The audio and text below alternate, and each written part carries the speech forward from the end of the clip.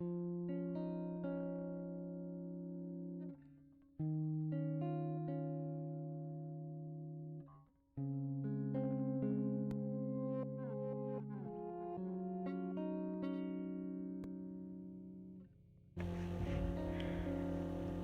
¿qué tal? Mi nombre es Eunice Isabel Bermeo de Jesús. Mi número de matrícula es 210-13827, reto número 5, denominado ¿Qué reglas se rompen?, de la licenciatura en Derecho.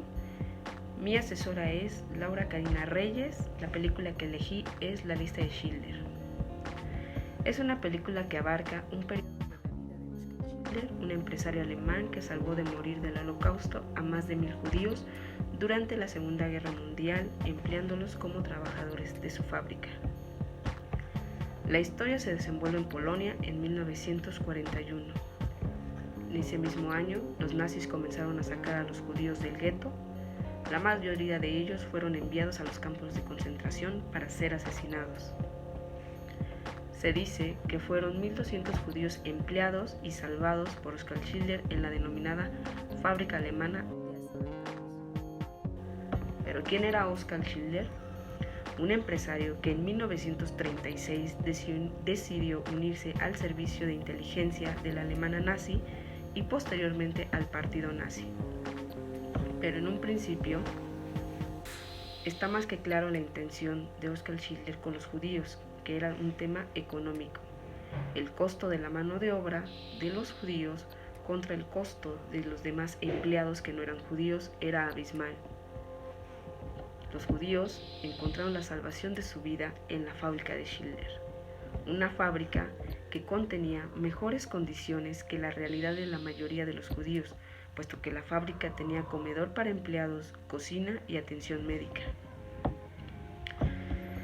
A diferencia de los que eran enviados a los campos de concentración para su exterminio, la historia marca cerca de 6 millones de habitantes afectados en Polonia, de los cuales 3 millones eran judíos. Pero ¿cuál era la justificación para construir campos de concentración? Según los alemanes nazis, era para albergar a personas detenidas que consideraban un peligro para la raza alemana. Polonia jugó en la conciencia de la sociedad alemana un papel muy débil.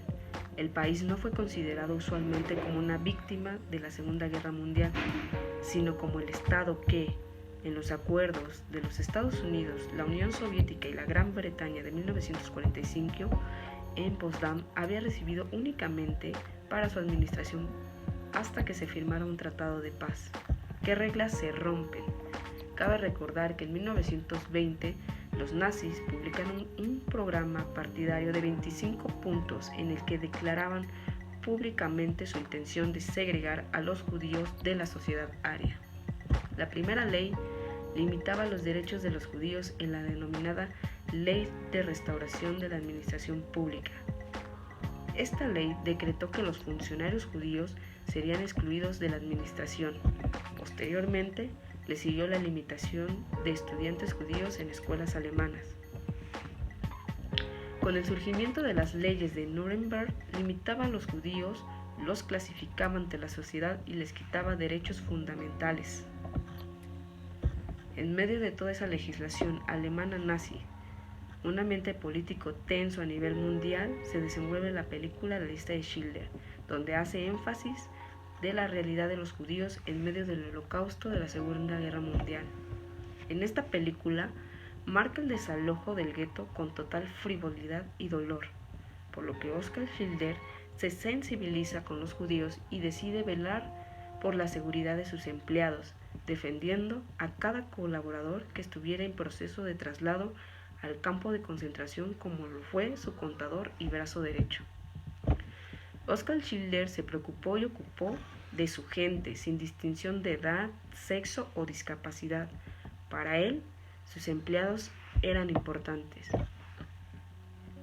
En medio de la guerra, las prioridades y circunstancias hacen que Oskar Schindler cambie de producir ollas a producir granadas y de esta forma justificar la mano de obra y las actividades de la fábrica, para así salvar del exterminio a sus empleados judíos.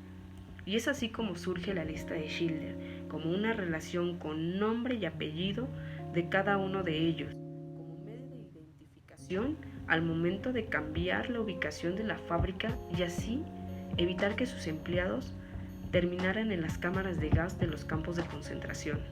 Pero un error manda a 300 judías a los campos de concentración, donde vemos a Oskar Schindler hacer todo para salvar a sus empleadas. La producción de granadas de la fábrica de Oskar Schindler no suele ser tan grande como el de las ollas, pero encuentra la forma de comprar a otros proveedores y revender al ejército nazi sin levantar sospecha alguno de sus actividades. Finalmente termina la guerra y los judíos de la fábrica hacen declaraciones de la gran labor de Oskar para salvarle la vida, puesto como mencionábamos anteriormente, Oskar Schindler era miembro del partido nazi y por lo tanto sería encarcelado al finalizar la guerra. Pero todos sus empleados intervienen para ayudarlo. Oskar Schindler gastó toda su fortuna en salvar a sus empleados, quedando en la quiebra total. Como conclusión personal de la película y como conclusión de la materia que estamos viendo, considero que la importancia de no atentar contra la soberanía nacional de ningún Estado en un principio es para evitar una guerra inevitable. Por ello debe ser fortalecido y respetado el derecho internacional para preservar la paz entre los estados y exaltar la dignidad humana entre los gobiernos a través de los tratados internacionales.